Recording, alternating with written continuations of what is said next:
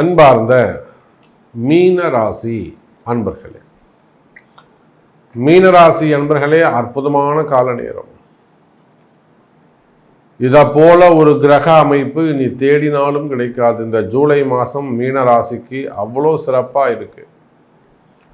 காரணம் என்னன்னு கேட்டிங்கனாக்கா, மீனராசி என்பர்களே, ராசிநாதன் குரு பகவானோடு சூரியன் இணைகிறார். அவர் 6ஆம் அதிபதியாக இருக்காரு, மறைவு ஸ்தான அதிபதியாக இருக்கார். அதெல்லாம் வேற. பாவத்தை எடுத்து ஓரமாக வைங்க. இங்கே நம்ம பாவாதிபதியே வேணாம், காரகத்துவத்தை எடுத்துப்போம்.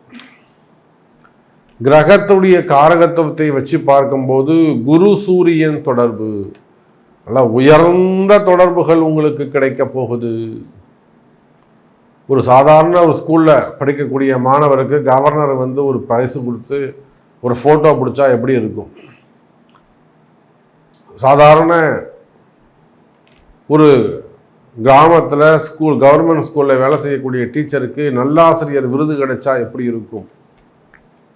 அதை போயிட்டு குடியரசுத் தலைவர் கையால் வாங்கினா எப்படி இருக்கும்? அதை போல மீன ராசி அன்பர்களே, உங்களை விட பல மடங்கு உயர்ந்த பெரிய பெரிய மனிதர்களுடைய பாராட்டுக்கள் உங்களுக்கு கிடைக்கும்.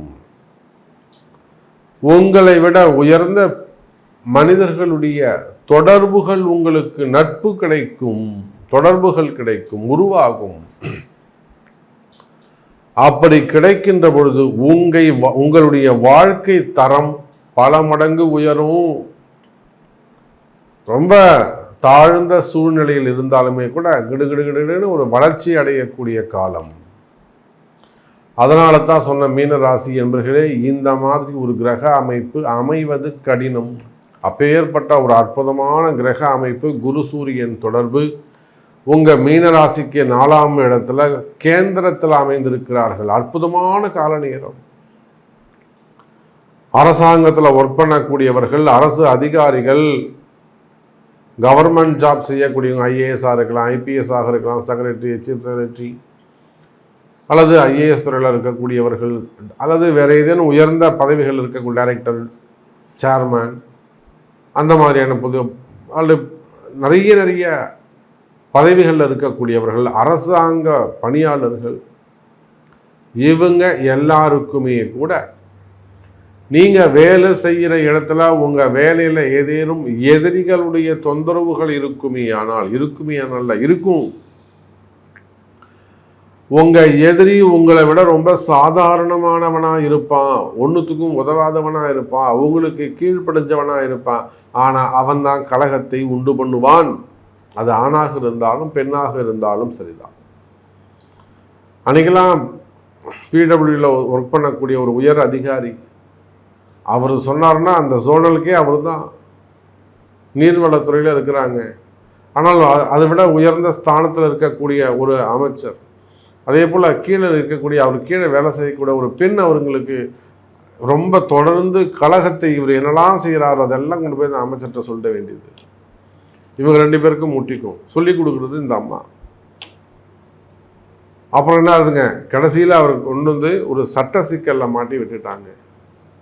கைது பண்ணி இதனால் வரையில் அவர் என்ன சர்வீஸ் பண்ணாரோ அந்த சர்வீஸ் எல்லாம் பிளாக் ஆகக்கூடிய கால நேரம். சொல்கிறார் அந்த அதிகாரி, சொல்கிறாரு, சாமி நான் ரிட்டையர் ஆனா எனக்கு எந்த பெனிஃபிட்டும் கிடைக்காது, நீங்கள் தான் சாமி காப்பாற்றணும், வாராகி தான் சாமி என்னை காப்பாற்றணும், நான் வாராகியை நம்பி வந்திருக்கிறேன், குருநாதரை நம்பி வந்திருக்கிறேன், வாராகி தான் காப்பாற்றணும். அப்போது ஒருத்தருக்கு ஒரு விஷயம் கிடைக்கல, ஏமாறுறாங்கன்னு சொன்ன உடனே கூட இருக்கக்கூடிய நபர்கள் உங்களுடைய மொத்த ஜாதகத்தையும் கொண்டு போய் போட்டு கலகம் பண்ணிடுறாங்க. அந்த மாதிரி நான் ஒரு உதாரணத்துக்காக இதை சொன்னேன். இதை போல அரசு அதிகாரிகளாகிய நீங்கள் எந்த இடத்துல, உலகம் முழுவதும் எங்கே இருந்தாலும் சரிதான், ரிட்டையர்ட் பர்சனாக கூட இருக்கலாம் நீங்கள்,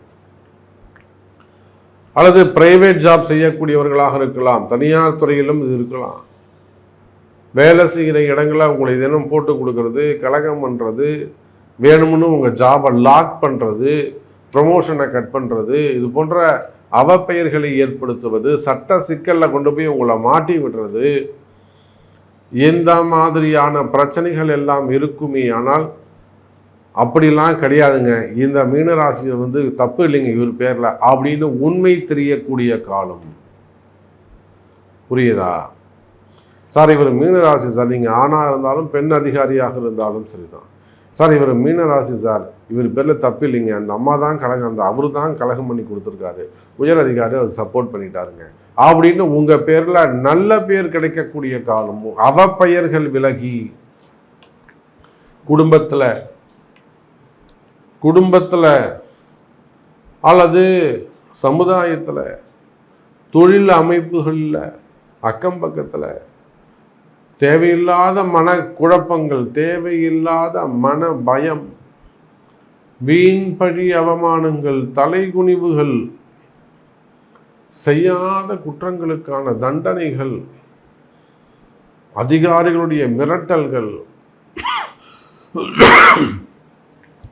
இது போன்ற விஷயங்கள் எல்லாம் உங்களுக்கு நடந்திருக்குமேயானால் உலகம் முழுவதும் வாழக்கூடிய இனதருமை மீனராசி அன்பர்களே, அந்த கஷ்டங்கள் எல்லாம் விலகி நீங்கள் ஜெயிக்கக்கூடிய காலம். உங்களை பற்றின உண்மையான விஷயங்கள், பெருமைப்படுத்தக்கூடிய விஷயங்கள் எல்லாம் மகிழ்ச்சியாக இன்பம் பெருகக்கூடிய மாதமாக இந்த மாதம் அமைகிறது.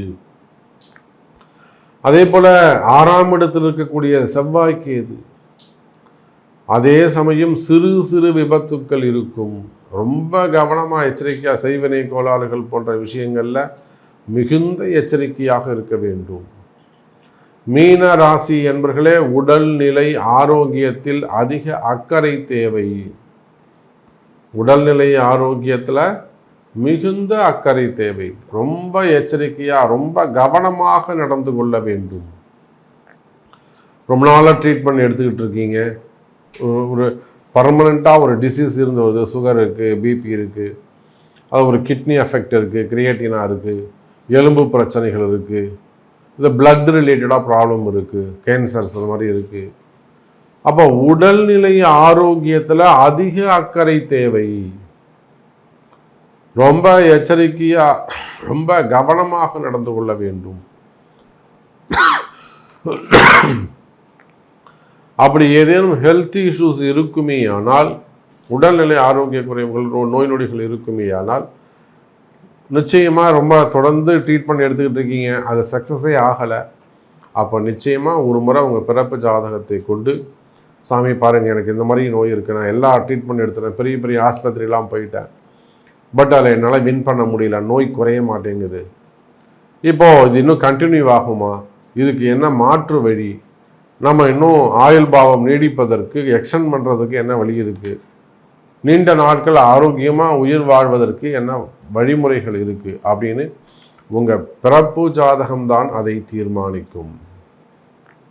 அப்போ நோய் நொடிகள் இருக்குமே ஆனால் ரொம்ப எச்சரிக்கையாக கவனமாக நடந்து கொள்ள. இறை வழிபாடுகள் கை கொடுக்கும், வழிபாட்டு முறைகள் உங்களுக்கு கை கொடுக்கும், கவலை வேண்டாம் மீன ராசி அன்பர்களே.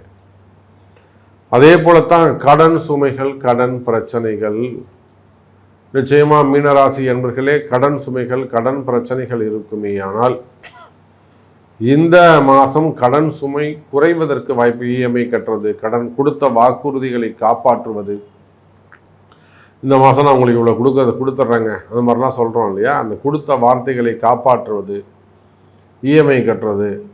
ஸோ கடன் சுமைகள், கடன் பிரச்சனைகள் இருக்குமே ஆனால் அந்த கடன் சுமைகள் குறையும், கடன் பிரச்சனைகள் குறையும்.